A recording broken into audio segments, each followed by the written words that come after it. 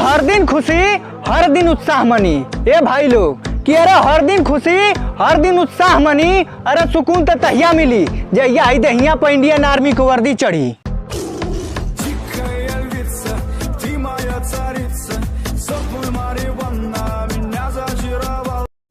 कि अरे भैया बनब तो हम फौजी ही बनब नहीं तो कुछ ना। कि अरे बनब तो फौजी ही बनब नहीं तो कुछ ना। अरे किसानी कर ले लेकिन केहू का गुलामी ना।